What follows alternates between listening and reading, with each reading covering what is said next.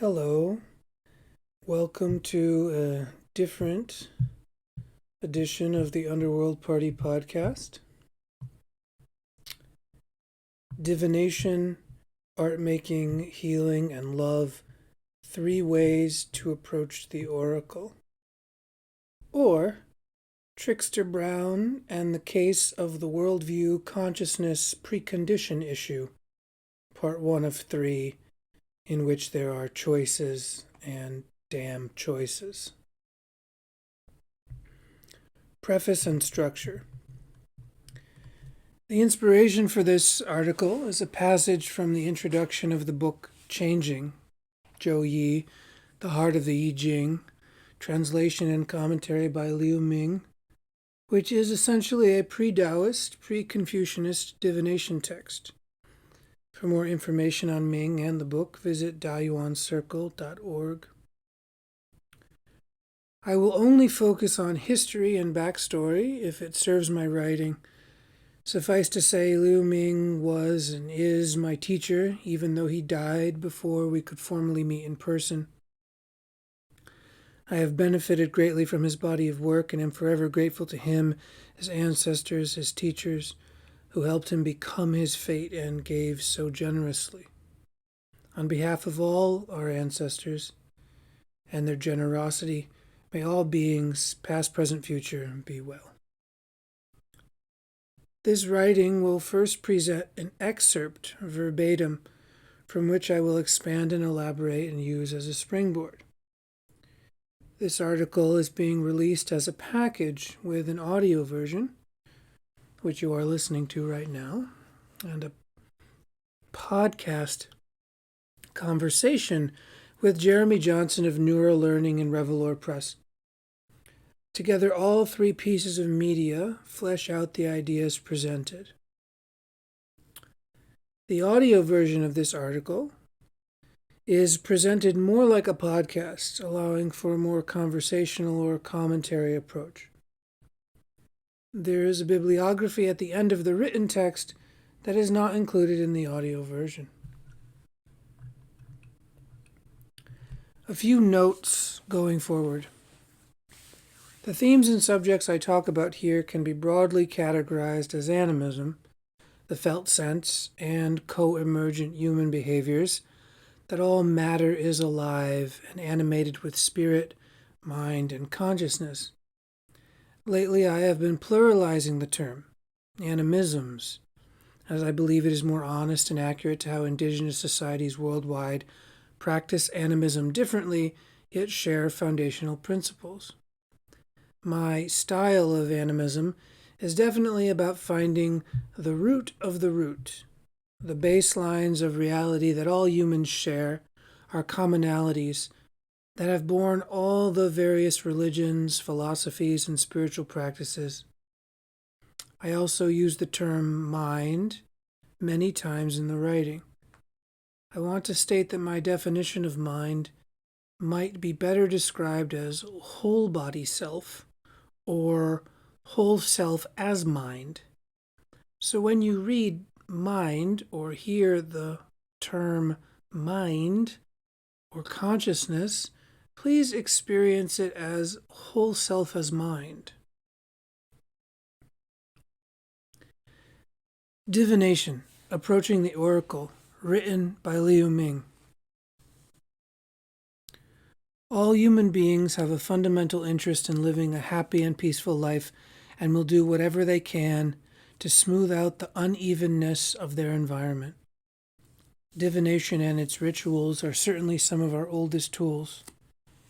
There are various levels and approaches that can be taken when practicing divination. It seems worthwhile to consider the possibilities. In my experience, there seems to be 3 levels or styles of approach.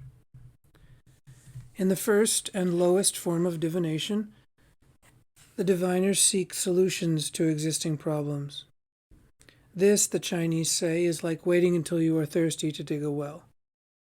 Focusing on the problem and asking why, we do not ask the central question, who is having the problem? The dogmatic notion that we possess an abiding self is the basis of this life as problem approach. This approach to divination has the flavor of desperation, obvious or not, and no self-reflection in it at all. Faith in the text and prayerful devotion to external forces seem required for this approach to work, but hypocrisy often suffices. This is approaching the oracle for problem solving. In the second, more common or modern form of divination, the diviners accept that divination is an abstract or mathematical act. They do not care where the response comes from because they imagine that the entire universe is a matter related to their self-improvement. These diviners are obsessed with finding and maintaining their sense of personal advantage. This preoccupation with advantage, improvement, and perfection is also linked to the dogmatic notion of possessing an abiding self. In this case, the diviner imagines a self in need of the high-level maintenance of refined awareness. This approach has the flavor of self-centeredness, obvious or not. Real concentration is applied to the method, but the focus is entirely on self-improvement. This is approaching the oracle for advantage. The third, and in many ways the only true form of divination, sees the percolation of life as yi, flux. This flux is arising, developing, and decaying in a pristine present, devoid of past and future. In this approach, the shuffling of yarrow twigs or tossing of coins is, in many ways, the same as having lunch or weeding a garden. It's ordinary. This undogmatic approach is conceptually relaxed. There is no need for a subject or object of focus and no guarantee of advantage. This approach is simply an expression of embracing fate.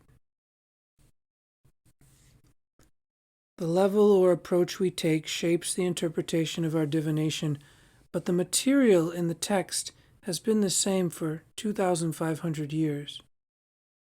The text does not care what level or approach we take. No dogma. It is not the purpose of this introduction to explain the meaning of religion or spirituality, but I think it is valid to say that the Zhou Yi, in the Chinese tradition, is a religious text, systematic and scriptural, with spiritual inspiration. Divination itself can and should be a religious act beyond dogma. Non-dogmatic religious experience is central to the Chinese tradition. There is, in that tradition, a non-dualist sense of religion, characteristically non-transcendental, found in both Chinese Taoism and its orphan, Chan Buddhism. If we can relax our own dogmas, we can make venerable use of this book. What is divination and who responds when we are divining? In the Chinese tradition, we are having a conversation with a cosmos that is at once abstract and yet understood as our predecessors, an assembly of ancestors, a group of residual spirits that we will one day rejoin. This cosmos, these predecessors, and our own act of divining are synchronized with and summarized by the term yi. The premise of this text is that the truth, wisdom in the course of action, is naturally what is so of itself, and therefore always available in the present moment. I would venture to say that the only way to verify any theory about the text is to use the text as it has been used now for 2,500 years. Divine your answers for yourself. Most scholarly translators and New Age interpreters in the West are Christians or secularists with Christian values. They search for dogma and they find it. I recommend a direct approach and developing your own relationship with the text, keeping in mind that a dogmatic approach is not necessary. This is the end of Lu Ming's words and the end of the two portions of the introduction that I've chosen to write this article about.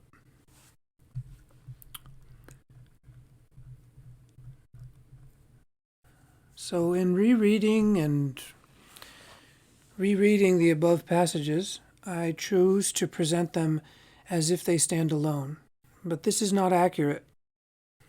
But to replicate the entire body of the book they exist inside of, and the entire body of work the book exists inside of, is a fantasy that produces no fruit. I can only really share with you how these passages encapsulate and exemplify my own life work process of unfolding by responding to and talking about and around the various ideas the above text elicits in me, age 41 in the summer of 2021, in the midst of a global pandemic, in a place called Portland, Oregon, United States of America, during the overall decline of Christo-American idealisms and neoliberal machinations that have brought about the climate crisis and a global threat paradigm called free market capitalism, amongst other entangled contexts such as racism, sexism, and other rampant forms of human violence.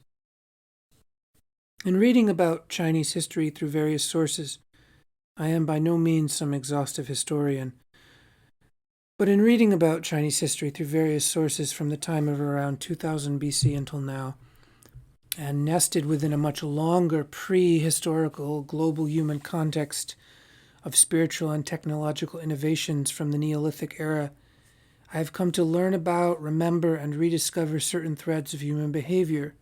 Some might call all of this evolution, but for reasons around our misinterpretation of time itself, which I will get into, I am refraining from using that term because it presupposes that progress is some kind of linear trail that is continually peaking or improving. That worldview is also a fantasy. And worldviews are where we must begin. In the first part of the text, Ming outlines 3 styles or levels that people typically use when approaching a divination system. Though his text is about the Zhou Yi, which many people know as the Yi Jing or the I Ching, for my purposes I am widening the scope of the conversation, using Taoism and pre-Taoism as one of several orienting touchstones. I contend that divination is a much wider subset of various systems and techniques one might use to try and predict outcomes or gain insight into circumstances. Tarot, bibliomancy, astrology, astrogeomancy, and many more kinds of divination exist and are commonly categorized as divination. However, I see no real difference between divination and many other kinds of human practices and relationships, such as art making, healing modalities, and love or intimacy, or just plain relating. If we play a game in which we substitute the word divination in Ming's text with some of these other words, we begin to see how easily the text applies. For instance, here is a rewording of the entire first portion of text, substituting the words art making for divination.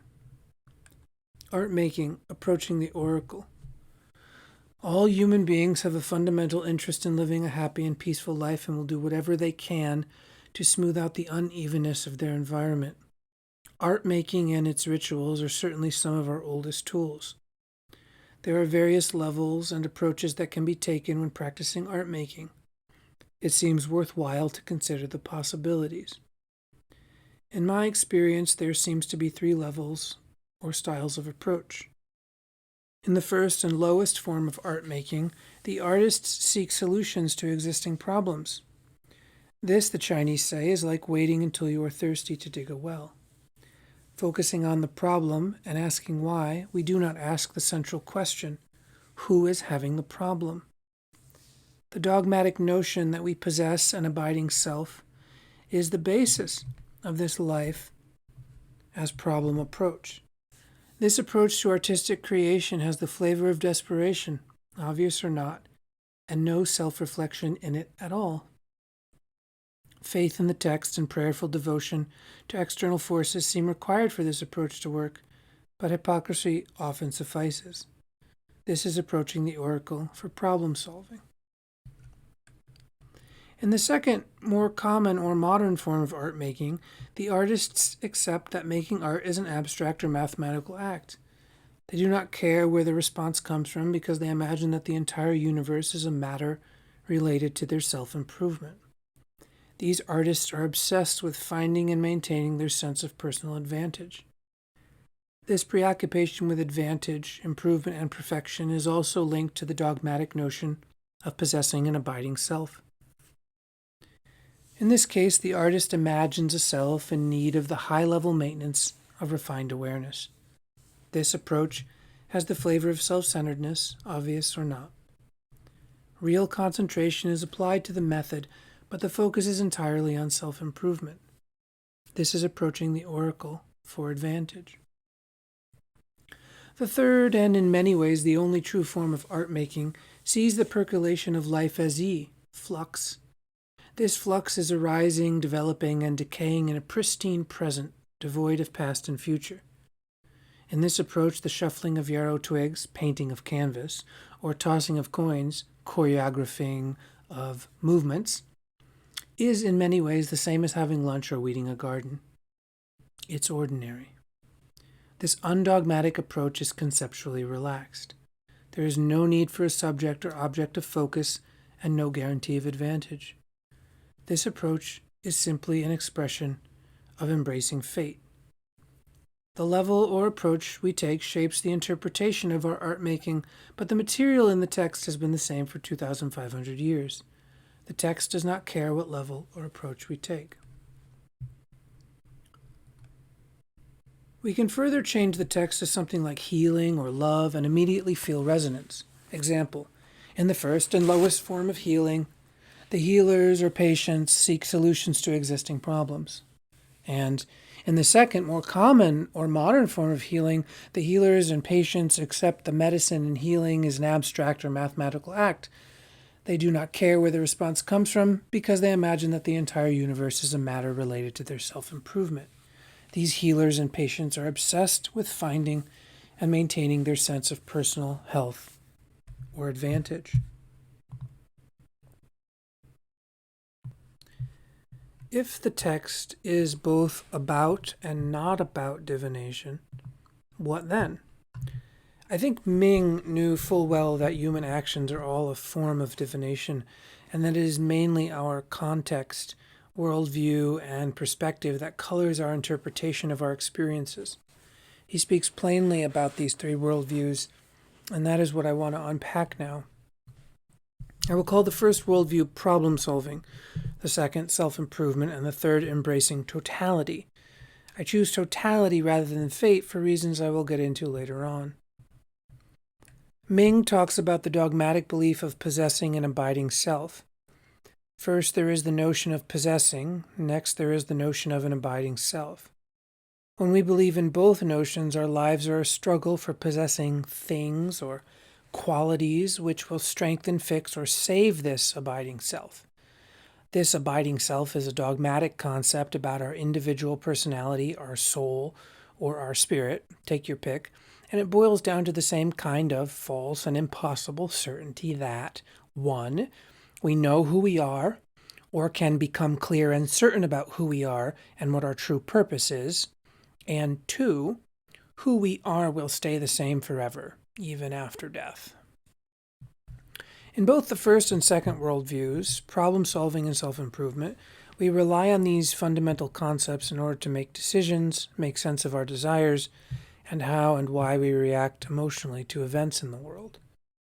In the third worldview, simply embracing fate, or totality, there is no dogma about an abiding self. We do not know what are truly problems and what are not, and we may not know what we want or why we want it.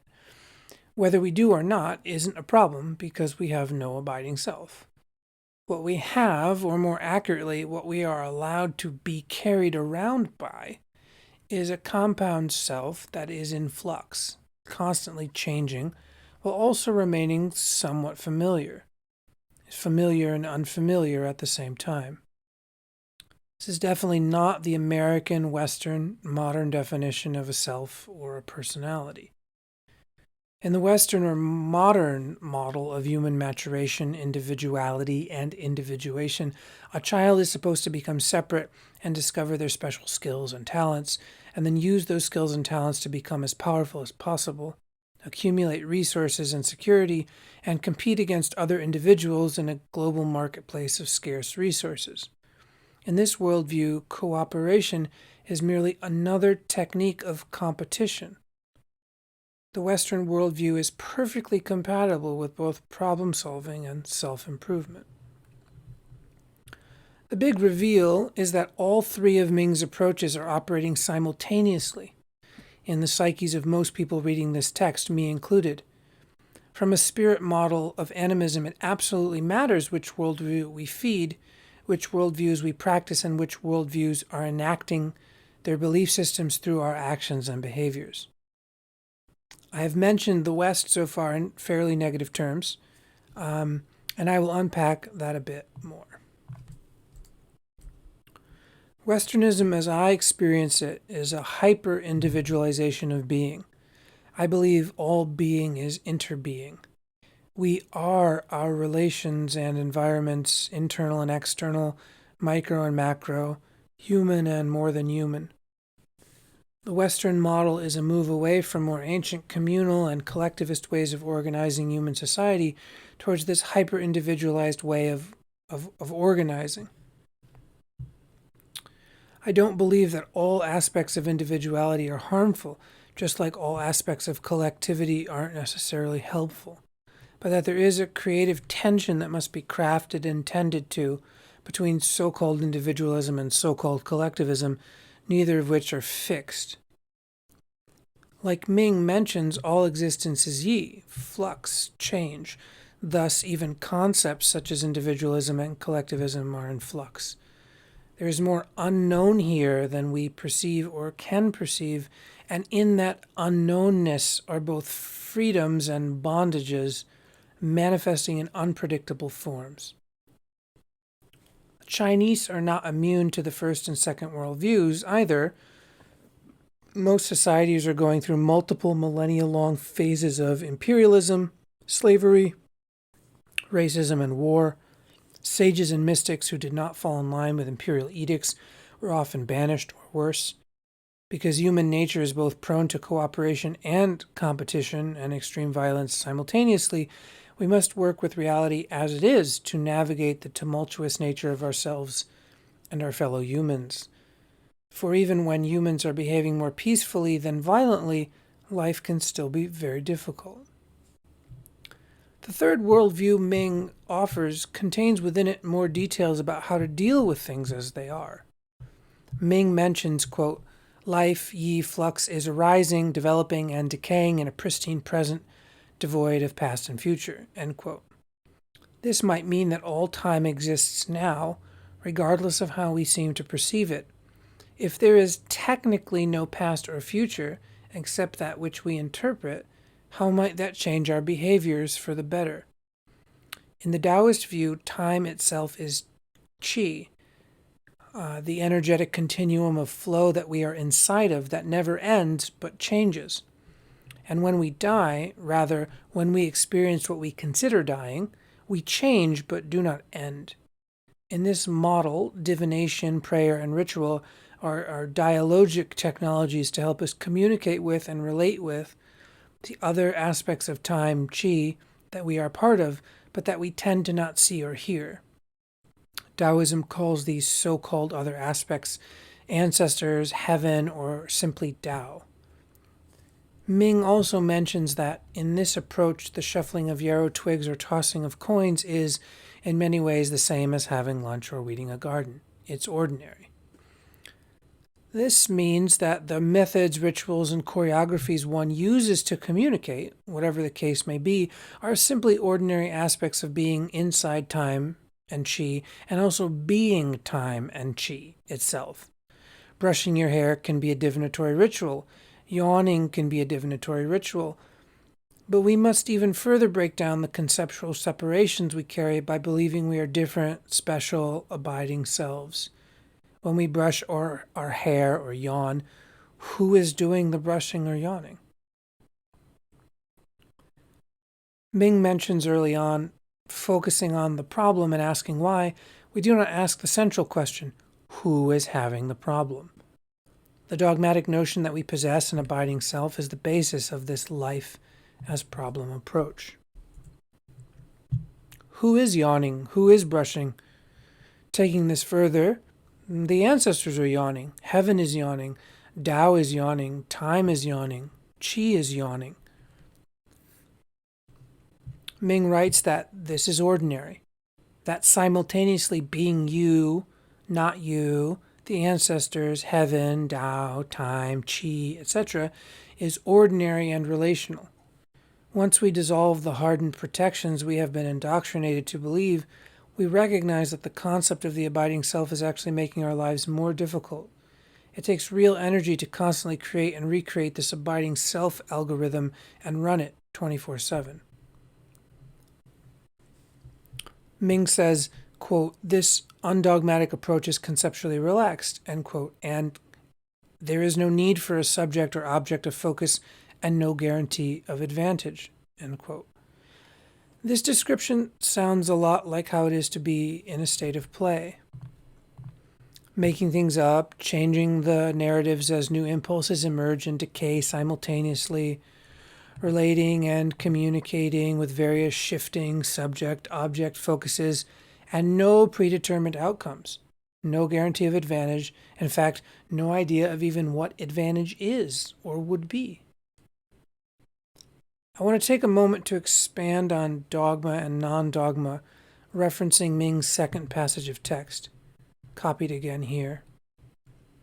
No dogma. It is not the purpose of this introduction to explain the meaning of religion or spirituality, but I think it is valid to say that the Zhou Yi in the Chinese tradition is a religious text, systematic and scriptural, with spiritual inspiration. Divination itself can and should be a religious act beyond dogma. Non-dogmatic religious experience is central to the Chinese tradition. There is in that tradition a non-dualist sense of religion, characteristically non-transcendental, found in both Chinese Taoism and its orphan, Chan Buddhism. If we can relax our own dogmas, we can make venerable use of this book. What is divination and who responds when we are divining? In the Chinese tradition, we are having a conversation with a cosmos that is at once abstract and yet understood as our predecessors, an assembly of ancestors, a group of residual spirits that we will one day rejoin. This cosmos, these predecessors, and our own act of divining are synchronized with and summarized by the term Yi.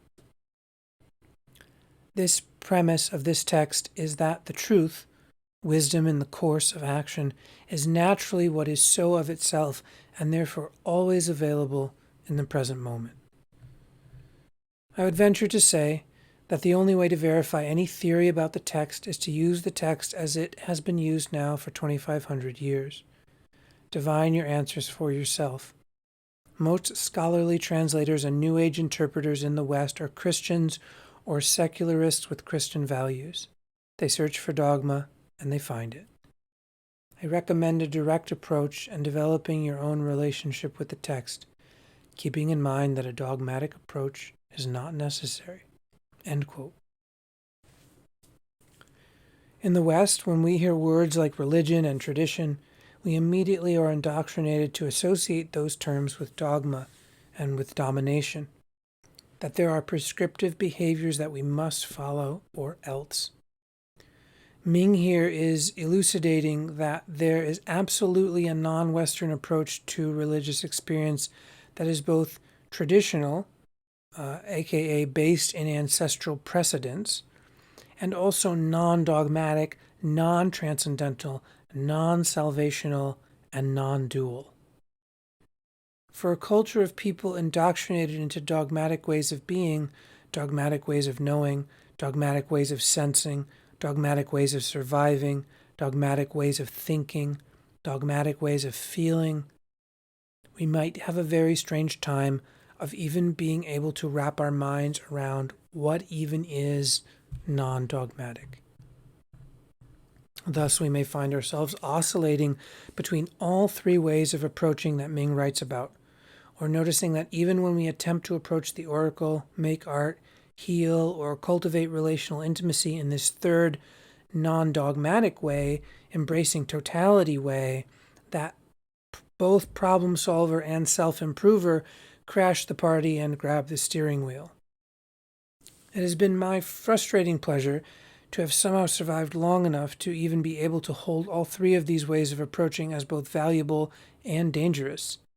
To be able to notice when problem solver and self-improver make a mess of my embrace of totality. For even they too are part of totality. They're part of fate. They are not, however, the starring roles as much as they act as if they are.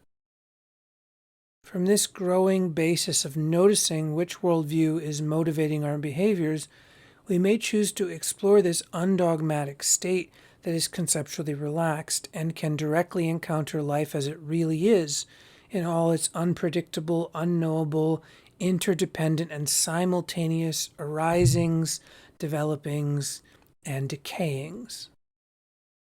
As Ming says, this approach is simply an expression of embracing fate. This is the end of part 1.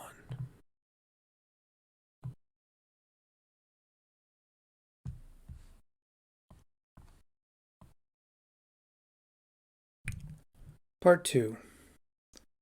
Praxis towards mutant consciousness embracing fate. Gebserian modes of consciousness and Taoist roots in the Stone Age. Or Part 2 of Trickster Brown Solves the World, in which Trickster Brown must traverse the multi-causal realms collecting magic pearls.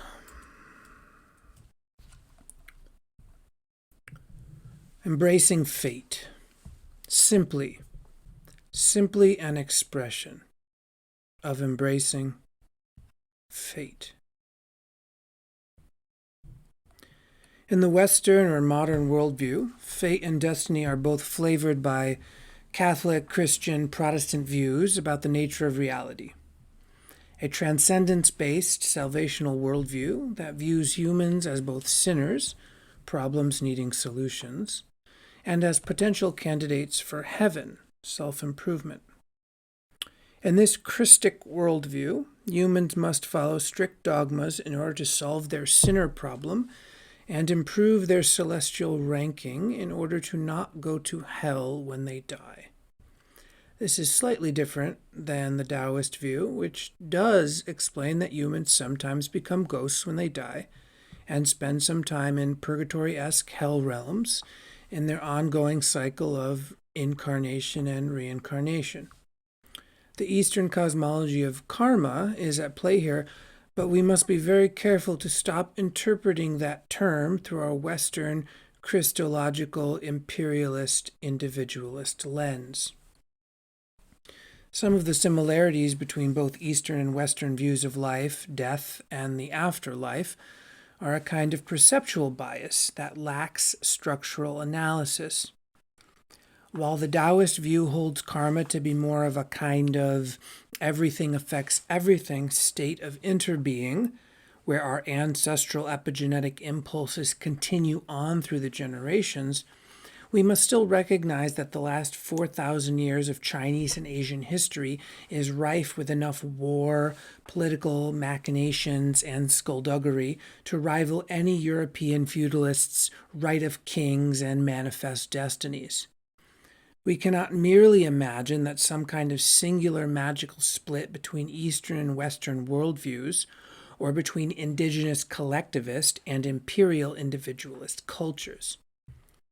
It is much more complex than that, and in order to perceive and embrace fate, totality, in a better way, I will attempt to compare Ming's 3 approaches to divination and Jean Gebser's stages of human consciousness, while admitting that no human mapping of reality can actually be complete or 100% accurate and fantasy-free. In Gebser's mapping of human consciousness, once upon a time when Homo sapiens were very new, their state of mind, consciousness, behaved very differently. Gebser calls this the archaic model and states that this was a kind of no-mind emptiness, devoid of subject-object distinction. Humans were much more like primates, spoke in a kind of proto-language using gestures and sounds, and were seamlessly integrated with their ecosystems, i.e., there's no concept of being other. I will pause here and say that I am not coming into this as a Gebserian expert. I would leave that to the bibliography, to people like Jeremy Johnson and other integral folks, but that the Gebserian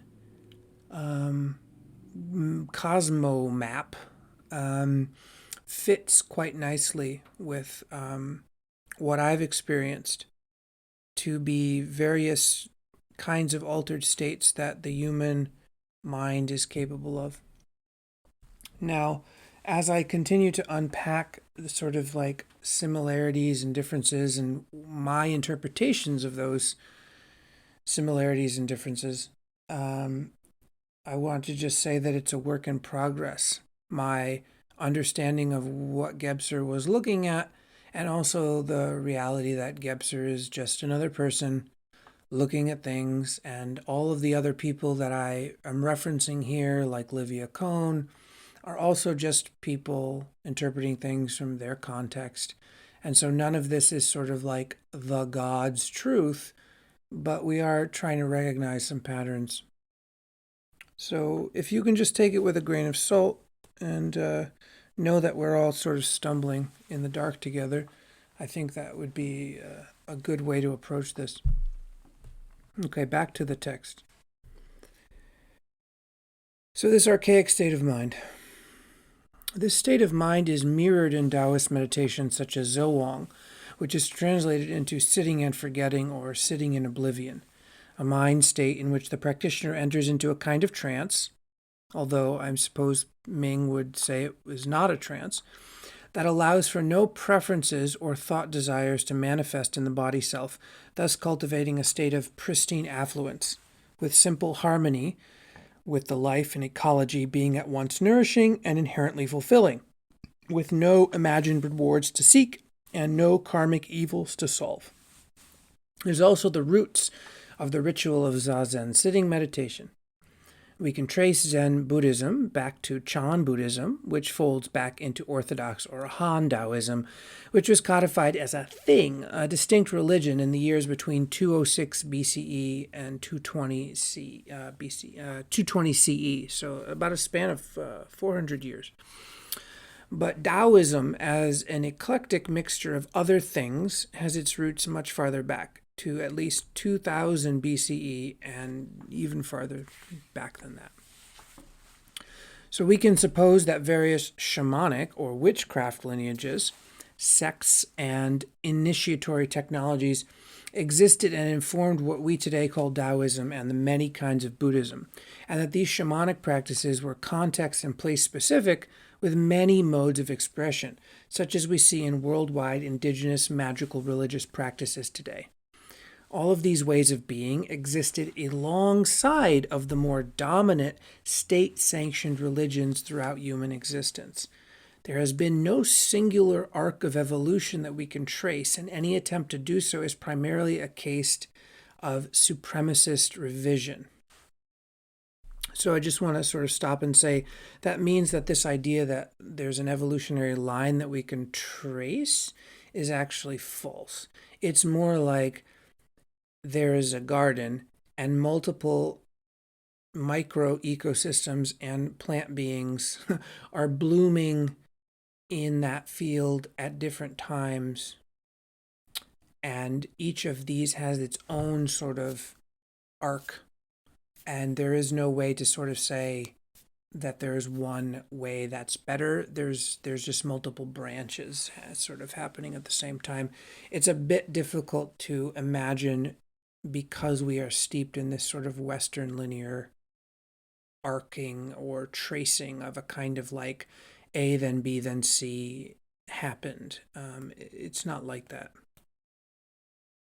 Back to the text. Gebser then traces a second stage of human consciousness called the magical, in which humans begin to enact symbolic rituals by which they affected themselves and their environments through the use of drumming and singing, chanting in caves and other sacred sites. In this mind state, human differentiation between themselves and other beings in the environment begins to take shape, and humans begin developing much of what we consider today to be shamanism and witchcraft, including healing songs, visionary journeys, dream traveling, weather manipulation, long-distance perception, and more. And some of that more would be like medicinal herb use and like what herbs you mix together and to do what effects, and the beginning of what we consider medicine today. It was during this phase of humanity that we also begin domesticating and being domesticated by fire and wolves. So fire probably comes first and wolves come second, probably. In the magical state of mind, humans see everything that happens to them as arising from outside of their bodies. And this is a very important distinction for an animal to make. Humans have not yet developed a sense that symbols are not real. For this mind state, a circle is what it represents, whether that is the sun, the moon, the family, etc. From here, the magical mind stage begets the mythical mind stage. They're quite similar, but the mythical begins to bias language and oral narratives, myths and just so stories, and vast networks of information are orally transmitted in song stories, which eventually become ballads, fables, and epic poems. The mythical gives rise to the written word, further differentiating consciousness as distinct from purely oral communication. This new bias towards the written word begins to further develop visual processing in humans, where once audio processing was more heavily biased. Also, the prefrontal cortex starts to develop as we see it today because of writing. So we're essentially mutating ourselves with our own technology. The visual bias co-emerges alongside mathematics and more complex architecture and technology, as well as agriculture, a very distinct movement away from hunter-gatherer lifeways. This entire process is asymmetrical and nonlinear globally, developing over thousands of years. McLuhan writes that the most important shift from acoustic man to literate man comes with alphabetic literacy, Mesopotamia. But then movable type, Gutenberg, is the next big thrust into the body of acoustic man. From the mythic emerges the mental, or mental rational, also called the perspectival mode of consciousness, which we are firmly embedded in today as the dominant mode. This mode biases visual sight, perspective, spatial distance, extreme subject-object differentiation, man as separate from nature, mind as separate from body, I think, therefore I am, and the written word and rational analysis as the highest form of intelligence. Keep in mind that all of these modes of consciousness are present now and operating simultaneously, both globally and within each person. The extent to which one mode might dominate is based on a number of complex factors such as personal neurobiology, epigenetics, culture of origin, culture of current habitation, lifestyle choices, and more. And just as the three approaches to divination Ming speaks of are all ways of being with no better than or worse than imposed hierarchy, so too are Gebser's stages of consciousness. Gebser speaks of one further stage of consciousness he calls integral, which is a state of mind that encompasses fluid cooperation of all previous states, and previous is in quotations here, allowing a mind to shift, blend, and combine various ways of consciousness in any given present moment. Gebser also elaborates that integral consciousness has and is time freedom, a term given much exploration by Dogen, a prominent Zen Buddhist, And recall that Taoism begat Chan Buddhism, which begat Zen Buddhism. A Zen Buddhist practitioner who speaks of time being. And very briefly, time as a being and being as time itself. Thus, all beings are time being, and all being is all times, past, present, and future, or past, present, future, as I tend to write it when speaking about this aspect of time. This way of living both inside all time now and as time experiencing itself through us correlates to Ming's description of, quote, this, all life ye, flux, is arising, developing, and decaying in a pristine present devoid of past and future, end quote. Still with me? Time freedom could be considered a spiritual trance state in which one experiences themselves as multiple selves. Definitely not abiding selves, though. At any given present moment, while still being rooted in a living human body, non-transcendental.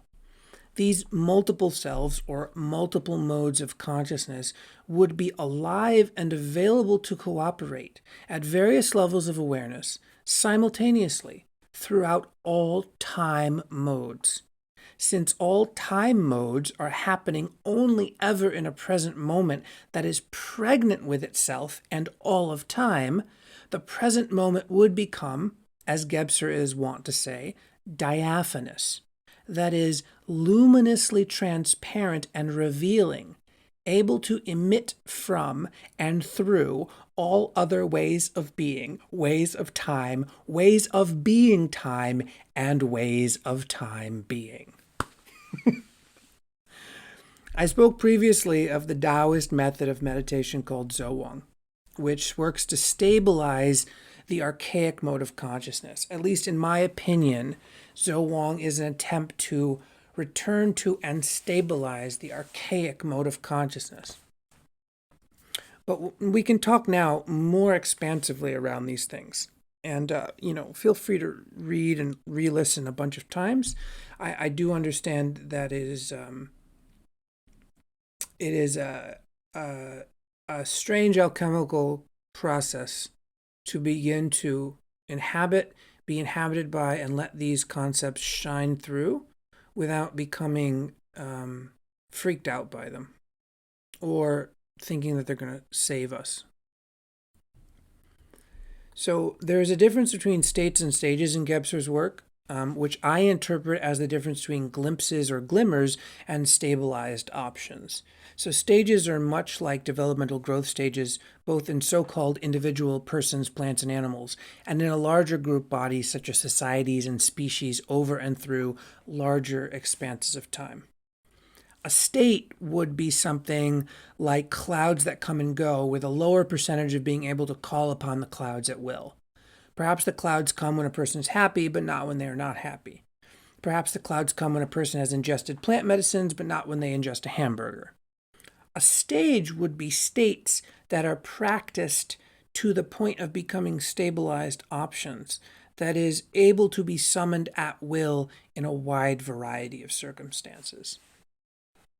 Remember, these are all my interpretations, but practicing for, quite a few years and trying to put language to these phenomenons that emerge naturally in a human system, in my human system, in talking with clients and other people practicing in these ways. So my mentor in witchcraft said to me once, quote, "A witch is someone who can change their state at will," end quote. So state in this case would be like mood, emotion, bias, belief, etc. So you could actually change that at will. And that is sort of like the guiding ethic of my practice, to be able to shift things just by willfully cooperating with the system. All right, so thus, given all of that, the adept practitioner works their will in order to first experience various states and then to integrate those states into ordinary present time consciousness, thus increasing their personal menu of options or optionality. A practitioner continually plays with states and stages in an infinite game, testing out different permutations of consciousness in various situations as adaptive responses to life, time, etc. The, quote, conversation with the cosmos that is at once abstract and yet understood as our predecessors, an assembly of ancestors, a group of residual spirits that we will one day rejoin. This cosmos, these predecessors, and our own active divining are synchronized with and summarized by the term yi, end quote, that Ming speaks of.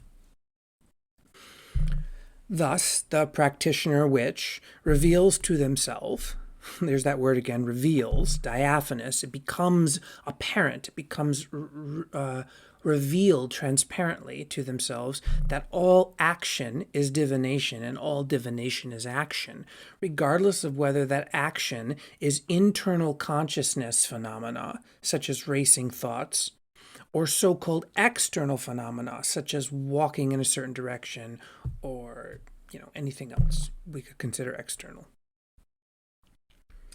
What we can follow here is that the beginning practitioner realizes that there is and always has been a vast ecosystem of actions already operating subliminally or unconsciously without their willful inaction or consent.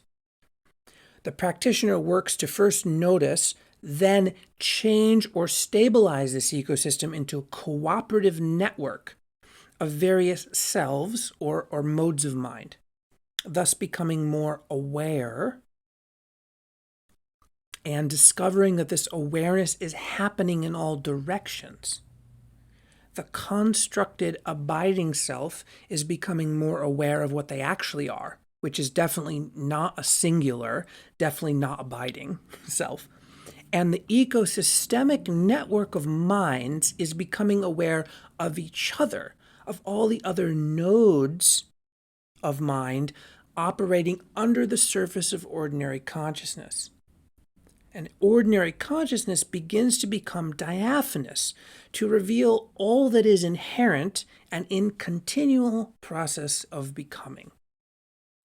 This becoming, or poiesis, is the totality of Ming's statement, quote, flux is arising, developing, and decaying in a pristine present, devoid of past and future, end quote. Arising plus developing plus decaying, all simultaneous, all nonlinear, all multiple, equals becoming, or poiesis.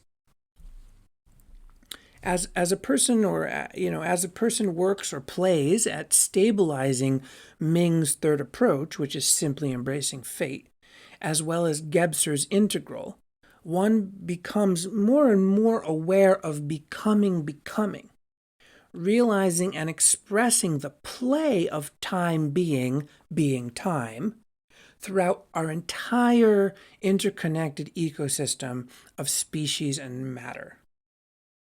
And remember that Gebser's integral includes archaic, magical, mythic, and mental modes in their non-competitive cooperative states, and that one might first have to play in each sandbox for a while in order to stabilize each as options. So, we can summarize a bit of the qualities now one might notice and cultivate or support in themselves in order to stabilize Ming's third approach and Gebser's integral. So I'm going to do a list now. The first is non-dogmatic. And non-dogmatic in this case, I'm saying, means there are multiple known and unknown ways of being that are all correct. There is no incorrect, just far-reaching and myriad consequences. Consequences should not induce dread. Number 2, non-transcendental. There are no real endings, ascensions, or escapings, merely rearranging the furniture in the present moment and stabilizing ever-shifting optionalities. Number 3, non-problem solving. We cannot truly know for certain what is a problem or if problems even exist beyond our I like it, I don't like it interpretations. But we can gather clues as to the consequences of certain actions and rearrange actions and systems to provide consequences we enjoy and or agree on. Number 4. Non-salvational. There is no salvation except in our mental, emotional interpretations of events.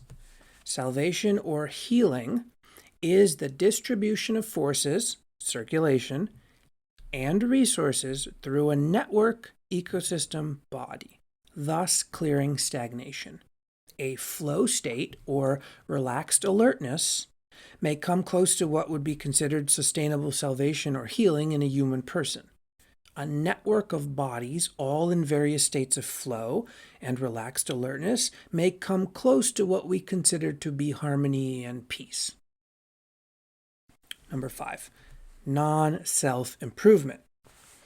If all being is interbeing, and all interbeing is time, and all time is being, then we understand there is no real individualism or abiding selfhood beyond fantasies that we project onto reality. Thus, self-improvement honestly and naturally becomes mutual aid that is non-salvational.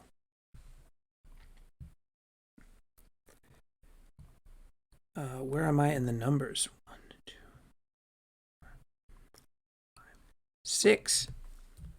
Non-dual. As Ming states elsewhere, we, quote, accept paradox as an invitation to wisdom rather than viewing paradox as a problem to be solved, end quote.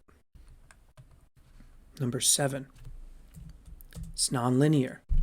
Gebser speaks of alinearity and aperspectivity. The A prefix denotes freedom, as in time freedom. In the current modern era, time is usually felt as a scarce resource, creating stress and feelings of imprisonment or not enoughness.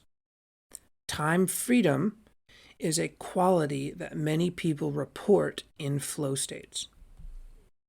All right, number 8, non-competitive. Biasing cooperation and distributed networks, mutual aid and mutual flourishing, keeping in mind not all aid or flourishing will or should take the same forms. Thus ends part 2. It's pretty dense, I understand. Probably useful to go back, listen to it again. But I am going to move on to part 3, which is a little bit more of my personal journey through these processes and into the future, which is really the present. I wrote this at least maybe a month ago, and I'm revisiting it now, recording it, and basically stay tuned because I had to write this in order to get to the next parts that wanted to come through, which are coming through, and it's an emergent process. So with that, on to part 3. The hungry storms. Being with a living, dying world with many desires' mouths.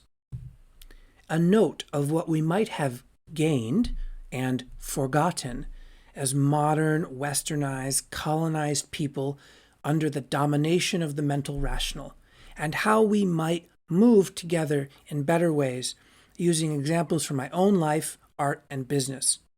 Also ritual sacrifice.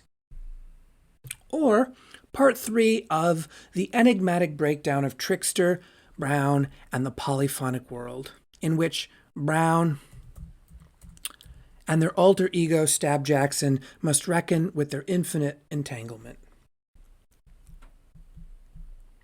I mentioned earlier in this writing that many traditional lenses lacked a firm grasp of what I will call systemic or structural analysis.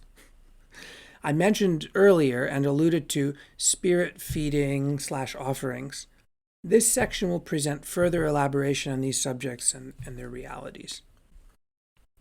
We must first recognize that the dominant mind state of 2021 is the mental rational perspectival. And in this mind state, like most beings, gods, demigods, nature spirits, and the like, require a kind of food. So this mind state that we're in requires a kind of food. Food in this case, as our ancient ancestors realized, was and is blood. If there is no animal or plant sacrifice offering, then the living will suffice. Yes, we're definitely in this terrain, and we have never left it. We can rightfully say that this mind state, being fed with so many living bodies, and I'm talking about possession, right, seeks to keep its spot as king of the mountain. It trades us one thing for another in true competitive fashion. Capitalism is this mind state's primary agent in our lives. Under the ambient and constant threat of capitalism and poverty, as it commonly manifests itself globally and locally, we bargain our way through our life, solving problems and self-improving. We analyze and separate, reduce, argue, and ration our way through our time here. In this way, time itself becomes a scarce commodity to be traded, rationed, and coveted. Somewhere along the way, on our quest to be all-powerful, we may recognize that there actually are other ways of being. The archaic, the magical, and the mythical become more obvious in our rear-view mirror, as we in the mental rational view time as a linear evolutionary arc. We then attempt to gain skill in these ways of being as a way to become more powerful, solve more problems, and self-improve. In this way of remembering our ancestral legacies, the mental rational still acts as God overlord. But there are other ways of cooperation between the modes of consciousness other than being servants to the mental rational perspectival. These other ways usually arise from oppressed and marginalized cultures that have been colonized and assimilated into the imperial body. In the West, the last century has produced many new flavors of analysis that integrate ancestral modes of consciousness that are quite different than the master-slave dynamics. The gifts of the marginalized have produced, and this is not an exhaustive list, necessary structural analysis such as critical race theory, Africanist black womanism, feminism, queer theory, indigenous ecosystemic models of ecology, so-called alternative non-allopathic systems of healing, and more. These gifts allow the mental rational to be employed to the benefit of other modes of consciousness and not merely its own way of being. Indeed, these 20th and 21st century flourishings are the first glimpses of the integral mode of consciousness emerging into the culture. And the integral has always been here latently, albeit in forms seemingly alien to the mental rational, which achieved a kind of selective amnesia on its path of imperial dominance. Given that we can only ever be in the present, and that the present contains within it all modes, including as yet unknown latent modes even beyond integral, this offers us a context by which to view our current predicament and the various violences that swirl around and through us. First, I feel compelled to say that every single mode of consciousness or approach contains efficient and deficient qualities.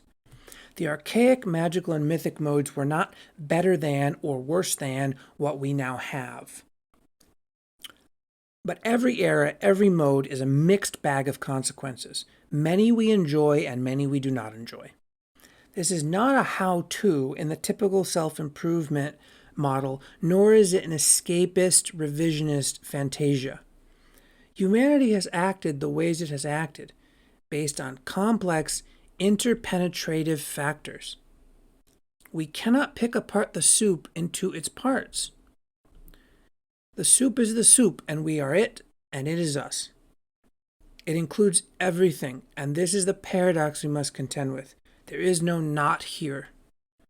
We cannot kill beings and people to get rid of them. All legacies continue, and every act is entwined legacy. The human story is one of both exploration and redemption.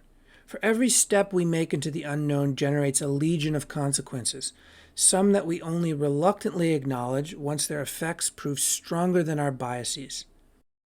Each story we tell is selective, and thus attempts to erase and flatten the complexity of what is and what is yet unknown to us, even as it highlights and amplifies certain facets of reality.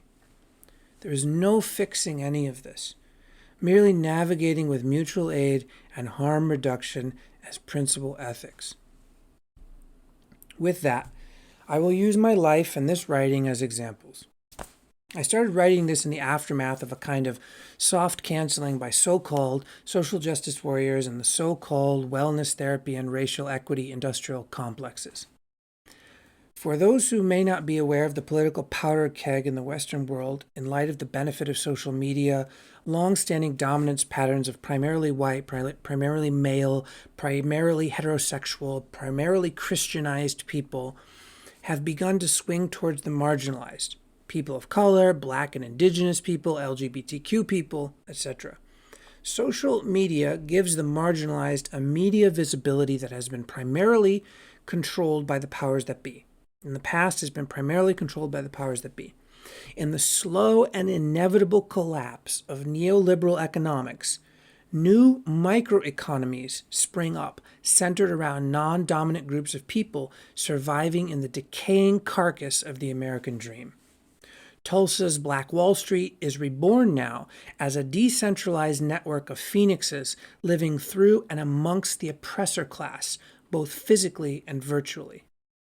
However, the social justice and the therapy, healing, wellness industrial complexes have been partially hijacked by traumatized people of all racial, gender, and class identities who still use competition as a means to various ends, enacting revenge, attempting to serve justice, accumulating scarce resources in still all too centralized networks of oppressive hierarchies. There are no simple ways to reduce consequences to good or bad, right or wrong. Suffice to say, many people get unwittingly thrown under the bus based on gossip, smear campaigns, cultic groupthink, and other untransparent tactics. So, in light of many related events that I've spoken openly about elsewhere, please see my podcast series Underworldparty, especially episodes 1 through 5.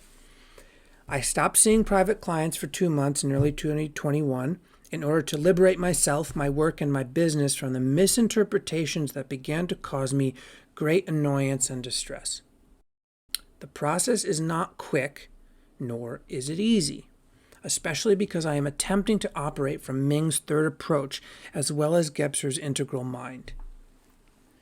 I have found myself in my life, and still currently, though the ratios are different now, oscillating between the three approaches which are all actually true and valid worldviews.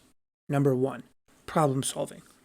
Trying to solve the problem of poverty as it is manufactured by structural inequity, capitalism, and the theft and destruction of the commons. Trying to solve the problems of poor health, restricted access to proper nutrition and medicine, loneliness, violence, racism, sexism, transphobia, homophobia, and insecure attachment that are part and parcel of the Western world. Running from one disaster to another, trying to solve enough problems so that I could make it to number 2, self-improvement. More power, more wealth, more security, more resources, more wisdom, more peace, more sex, more love, more skill, more fitness, more. Me. I need.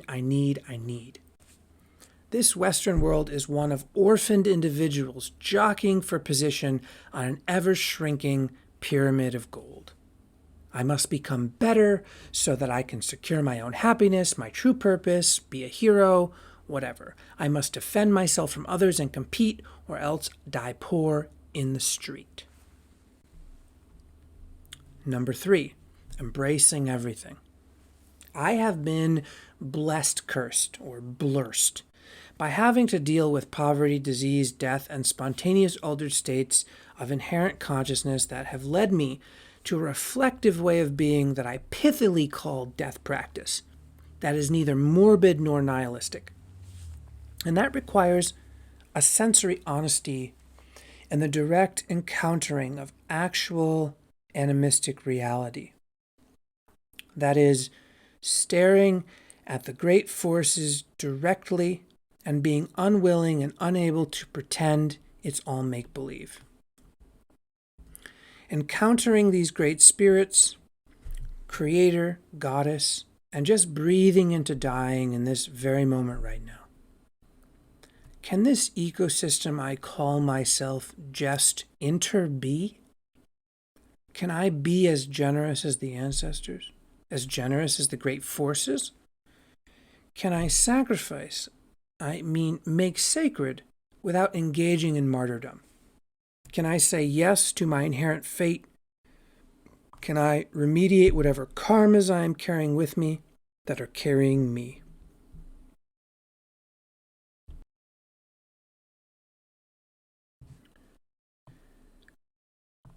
From this third position, what does capitalist business look like, smell like, move like, breathe like, feel like, relate like, create like, craft like, navigate like? Would this be a trans-contextual meta-animist economics, a spirit model of economics? And given that the economics of both approach 1 and 2 exist simultaneously and interdependently with every other approach, how do I relate economically from 3 with and through 1 and 2 while also primarily feeding 3's coherence?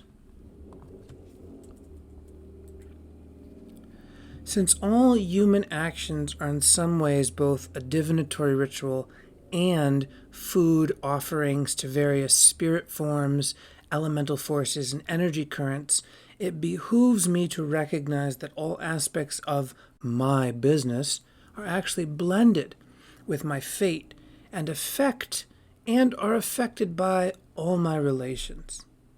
The reality that all actions are offerings deserves some more elaboration. Food is a kind of blood, whether animal or plant. Our bodies will eventually become food for soil, and that eventually is a right now process as we shed matter, which becomes soil. Many of our ancestors performed various levels of blood sacrifice as offerings for their ecosystem, weather entities, and for prosperity of family, clan, tribe. There are ancient negotiated bargains in place already, whether we believe in spirits or not. I personally am still wondering when blood sacrifice, both animal and human, exactly began entering into our ancestral ways of being. I tentatively believe that state-sanctioned ritual blood sacrifices of animals and humans were normalized post-agriculturally, starting somewhere in the vicinity of 4000 BCE, Mesopotamian nation-state. Agriculture seems to have developed from 10,000 to 8,000 BCE, differently in different regions. Before the nation-state or city-state, my tentative theory is that blood sacrifices were done within small bands during religious or shamanic ceremonies. During nation-states and city-states, the power of life and death and fear, as granted by warrior king priest shamans and the nascent beginnings of what we call religion today, but then was a seamless mixture of religion, science, art, philosophy, math, hunting, gathering, agriculture, and medicine. I am still unsure if or how ritual blood sacrifices and offerings were part of ancestral lifeways pre-10,000 BC, and from that date until 4000 BCE. Blood sacrifice might be taboo conversational topics in the modern era where we are supposedly civilized, but I contend that state-sanctioned mass-scale blood sacrifice is ongoing in the West and takes the form of systemic murders of Black and Indigenous peoples.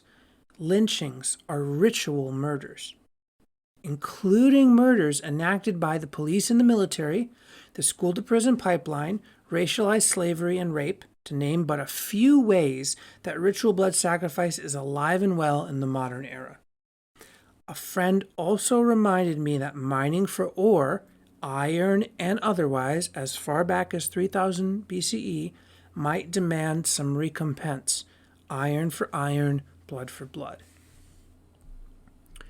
There is a path we can trace from the Paleolithic, roughly 2.5 million years ago, to 10,000 BCE, to the Mesolithic, 10,000 BCE to 8,000 BCE, to the Neolithic, 8,000 to 4,500 BCE, to the Chalcolithic, or the Copper Age, which is the mid-5th millennium BCE and ends with the beginning of the Bronze Age, properly in the late 4th to 3rd millennium BCE, which then goes to the Bronze Age, roughly 3000 BCE to 1200 BCE, or 2000 BCE to 800 BCE, depending on how you look at it, which then begets the Iron Age and all the subsequent modern ages. There is a link on Wikipedia that you can go to, the list of archaeological periods, which you might find interesting. I don't think there is a 100% certainty on any of this. I think we're just trying to develop linguistic terms and definitions so that we can talk about this kind of thing.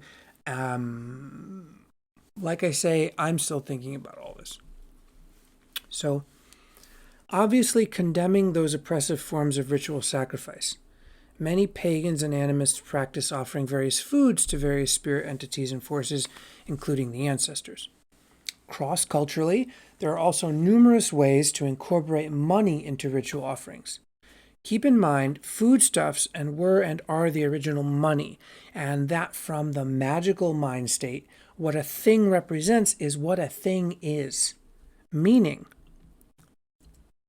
if, for instance, money represents power, then money is power in a magical context. Paleolithic cave paintings and etchings were imagistic initiatory experiences for learning how to ritually hunt, to move through time-space and begin to see what was once hidden. Overlapping images represent movement and time, as well as possibly half-human, half-animal beings, perhaps as depictions of ritual theater, of initiations that took place there, with humans dressing up as beasts. To draw an animal is part of the process of becoming an animal, controlling the animal, calling in the animal. Remember that this was quite probably before humans separated themselves conceptually from animals, so the very real felt sense of animal hunting was more like engaging with self, with clan, with relation, with cousin, with home. I have also had real experiences offering ephemeral experiences as food to spirits, such as song, dance, prayer, tears, jokes, and various emotions such as grief, rage, sexual arousal, etc. Of course, all of these so-called intangible offerings require the body as prima materia, the body as vessel, the source, and the fruit of the offering. In other words, real matter. Another form of blood sacrifice, the body as earth, enacting a form of self-sacrifice in a relational, transactional, ritual encounter of interpenetration. This can look like mediumship, possession, inspired ecstatic theater, or many other permutations of intimate connection with the field of interbeing. It must be said that many spirits might have wildly different appetites than we do, or than what we think we do. Some spirits can, for instance, eat cancer, eat disease, eat depression, etc. We need to be careful, though, because we do not want to condition ourselves to keep producing certain foods within us that other spirits and beings might want to eat ongoingly. Beings such as intestinal parasites and candida come to mind here, in more conventionally understood ways, that hijack our systems as their own food source, influencing our behaviors and sensations to their own ends. In more esoteric terms, I once witnessed, walking down the street in the direct aftermath of Barack Obama being elected president, streams of bright energy being sucked into the sky. The exhilarated peak experiences and expressive whoops of people in bars and restaurants being drawn out of their bodies by unknown forces. This experience left a lasting impression on me that has come to inform my personal hygiene. I also contend that we also derive nourishment from so-called non-food matter. We ingest media. We ingest relational intimacy. We ingest experiences. We absorb nutrients via the skin. We can witness this using herbal-infused oils or soaking in medicinal baths. And so we also become nourished through touch and sex. We ingest via the senses. They are at least two-way streets, if not more. In many ways, this writing is a ritual offering, as well as a kind of divinatory prayer. I am attempting to be as generous as possible while not depleting myself. A regenerative sacrificial action that produces fertility, outweighing the energy that could be measured going into it. A prayer for and to abundant reciprocity themselves. Bless me and all my relations with exactly what we need to become our fate, to spread joy and creativity in whatever ways that is most in service to all beings. Thank you for the experiences I have been given, even as I curse some of them. We sit at a real precipice.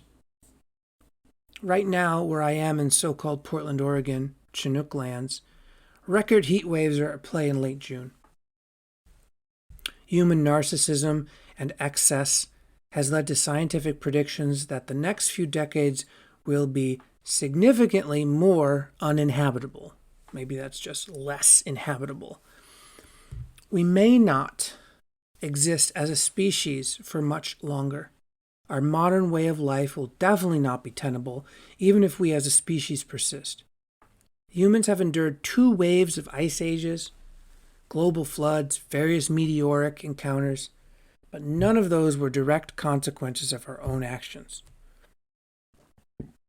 It may be that our current way of life is the long tail of the ramifications of our anger and sense of betrayal around those natural events so long ago. A species-level PTSD from our anthropic loss of innocence and naivete about how we think we should be treated by the universe.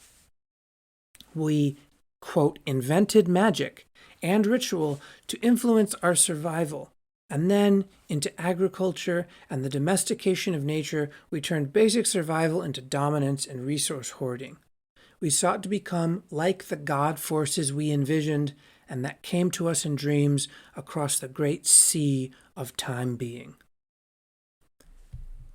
In my own little corner of the sea, I grew up in systemic poverty. That poverty became disease in my late 20s, and I've spent the time since trying to avoid becoming a ghost when I die, attempting to remediate whatever behavioral and karmic patterns I inherited, endeavoring to figure out what human is in order to become generous. Some days I cannot discern if I am just blowing smoke up my own ass to feel better about my complicity as an American with systemic privileges that harm other people I will never meet in person, but whose spirits will absolutely be in attendance upon my death. With this, I have been using my business as an art project in service of all our relations. I cannot pretend to know if I have been or am being successful. Some people have said that I have helped them live better lives, relate better with loved ones, with nature, with death herself. Others have said I am a scourge. Indeed, in my own lifetime, I have behaved in ways I would never condone today, but as a poor mixed-race kid born with a penis, I have witnessed the terrible realities of many of my brothers, fathers, uncles, grandfathers. If there is no chance for redemption from our indoctrinated ignorances and systemic brainwashings, then in my estimation, we cannot claim to be human. Even egregious actions such as murder and rape must be reconcilable, even if that is on a very large collective scale. Redemption, in my mind, is not the same as forgiveness, but merely the opportunity to become generous and to behave in ways that benefit the interconnected liberation of all beings. Becoming a conduit for wealth, money, and material resources is one way to express this. But money and the power it is and represents can just as easily turn one into more of a ghost, less responsible to the collective and less generous. So as I experiment transparently with no expectation or guarantee of a more financially rich experience, I hope these ramblings enliven the kinds of relational principles that would help us all live the remainder of our time here in ways that are fun, consensual, mutually interesting, and catalytic. In my experiences with spirits that could rip my head off, I have found that only a very few qualities actually matter. High-level skill and expertise are not required. Neither are past accomplishments or future hopes. What seems to matter to spirits, gods, demons, ancestors, ghosts, or just the Tao is just this: sincerity, humility, and a willingness to encounter exactly who and what is arising. Humor and playfulness also go a long way to having a good time dealing with death and all her various children. The gods love a good effort, a good connection, a moment where all beings, them and us, can become surprised together. Will more money help with that? Maybe. Can a poor naked child do this work? Yes. Possibly to a greater efficacy than a wealthy adult can. Will my words convince a wealthy adult to become more honest, more generous, more able to be with death in a loving way? Only time will tell. As I've been reformatting my art business model, I've come to some real stagnation in terms of how and what to offer to people that isn't operating from problem solving and self-improvement. When many people come to counselor, healer, witch, or otherwise, it is usually to solve a problem: poverty, sickness, trauma, etc., or to self-improve, become a six-figure coach, learn to become certified XYZ person. Because of that, much advice on the subject of ethical marketing includes giving clear guarantees about what you are offering. Well, if we are coming from the third approach, embracing fate, totality, then we can see plainly that communicating such guarantees, certainties, and specific outcomes is, quote, selling products for and to neurotics, end quote, as Ming says. From the third approach, healing is about becoming more coherent even as things happen that you don't like, maybe even death. It's a real possibility that someone's inherent fate plus their lived behaviors and cultural conditions until this point have created conditions for things we don't want to happen, and that those things we don't want are natural and also fate as it is. A real integral healer, witch, shaman would be working to help the person take responsibility for their total relational context, regardless of threats or impending dooms. In modern individualist salvational society, not many people would trade money for someone to help them really be with that. And yet, as we burn the planet from the inside, I don't see any other ethical or responsible way to proceed. As an artist, my art may never become published.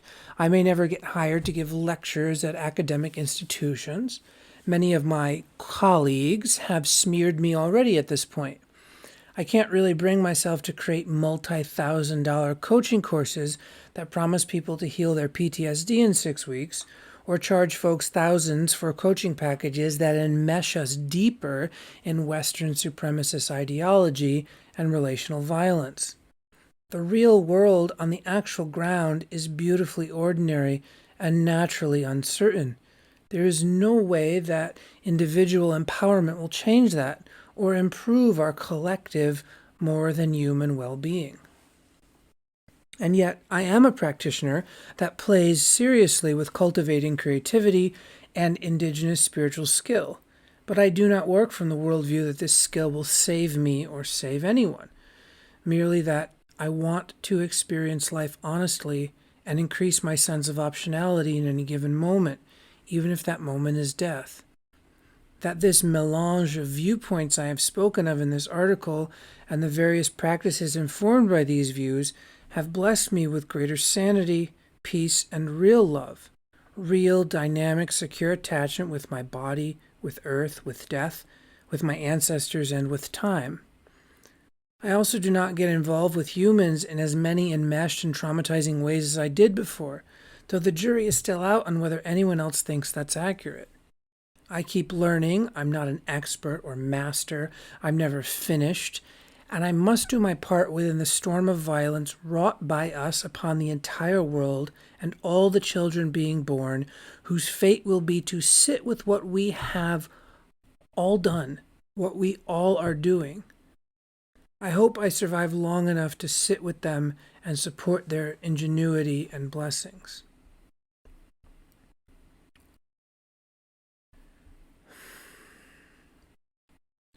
Now, the epilogue for this article went through a few revisions, and I'm not quite satisfied with any of those revisions. I quite think that the themes or the words that I was using in these epilogues are probably better spread out or better said in different contexts. What I will say is what I'm thinking of next. So this concludes part 3. In further writings, I will elaborate on various topics such as the pros and cons of social hypnosis and somatic dominance, and advance a praxis of using language poetically, that is, language as becoming. Using language to promote emergence, interbeing, and neurogenesis, rather than using language to reinforce rigid trauma behaviors and cultures as English language is commonly used today. If there is enough interest, I'll host a webinar or class series around this writing, answering questions and discussing nuances of how to switch mind states, contexts, and approaches. Donations are happily received at paypal.me/daresohei, DARESOHEI, and we have a Patreon with exclusive patron content at patreon.com/animistarts. And this writing and audio narration is part of my animist variety show / podcast Underworldparty, which can be found at my website bodyaltar.org, which is BODYALTAR.org/underworldparty. And the article is found at the same website, but under the journal tab. Okay, so what's next? Well, there's more to come. This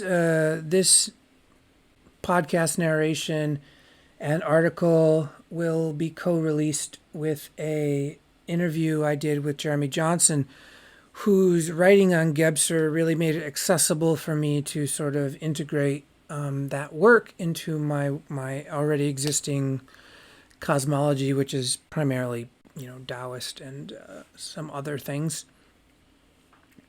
And there is a good bibliography that I really do recommend, but I'm not going to list that in this narration. So if you want that, you can go to the article on my blog to find that. But I really do recommend it as a kind of way to deepen into some of the